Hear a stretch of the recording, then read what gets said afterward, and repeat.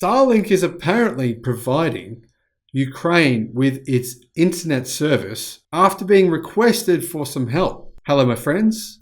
Welcome to the Electric Viking. My name is Sam Evans. I'm coming to you here from Ukraine. I'm on the borderline. No, I'm just joking. I'm coming to you here from Melbourne, Australia. Big shout out to all the new subscribers on the channel.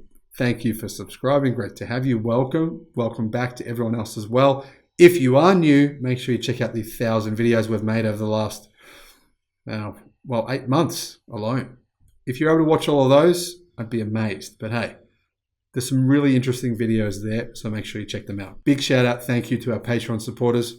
Seen a few new Patreon supporters come on lately. I'll put a link in the description below to our Patreon page if you want to check that out. Now, despite the world's mixed opinions about Tesla and SpaceX, there's a lot of lovers, there's a lot of haters. I'm not sure why, but for some reason, it polarizes people a lot, those two companies. However, CEO Elon Musk has never shied away from charity. True. He insists his life's goal basically comes down to helping others. Not sure about that, but maybe it is. In a recent tweet, Musk told Ukraine that SpaceX's Starlink satellite internet is active in the country and that more terminals are en route now. The response from Musk came as a Twitter reply to Vice Prime Minister and Minister Digital Transformation for Ukraine, Mikhailo Fedorov. I'm sure I didn't pronounce that correctly, but oh well. The Ukrainian government official tweeted at the Tesla and SpaceX CEO directly asking that he provide Ukraine with Starlink stations as Russia is attempting to occupy the country and communication is paramount. Fedorov said, "While you try to colonize Mars, Russia tries to occupy Ukraine. While your rockets successfully land from space, Russian rockets attack Ukrainian civil people. We ask you to provide Ukraine with Starlink stations and to address sane Russians to stand." I'm not sure what he means about that, but anyway. Musk didn't respond right away, though he did get back to the Prime Minister the same day, about 10 hours later. He said this very short comment: Starlink service is now active in Ukraine. More terminals en route.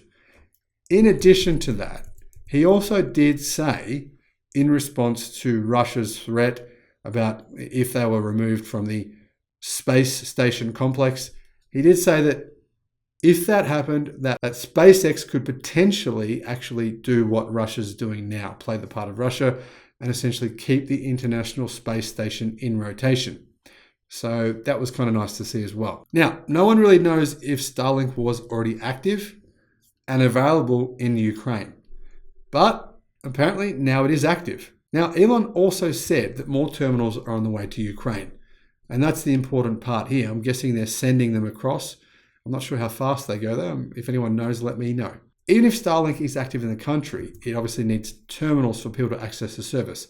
And the more terminals, the more internet service that they can actually provide. Now, Inside EV says that as far as they understand, Russia's Putin hasn't worked out to cut off all communications in Ukraine, but it could happen. So this is like providing Ukraine with insurance. Even if Russia doesn't make that a priority, the war and the devastation in Ukraine will certainly knock out power and internet services at some point. Well, you would think it would, right?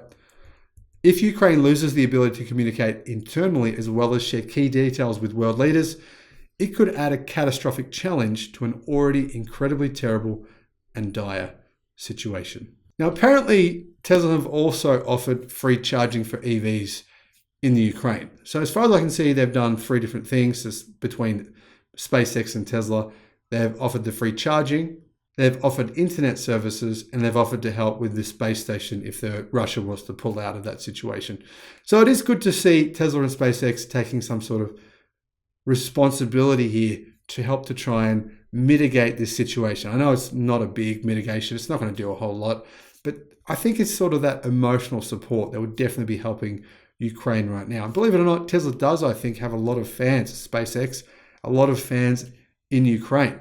Probably good for them to hear this kind of support as well. Now, ultimately, I'm really keen to know what other automakers are doing to help in Ukraine. If you know what they're doing, let me know in the comment section below. Direct me to that news, and I'll share that on the channel as well. Thanks for watching. See you again on the next one.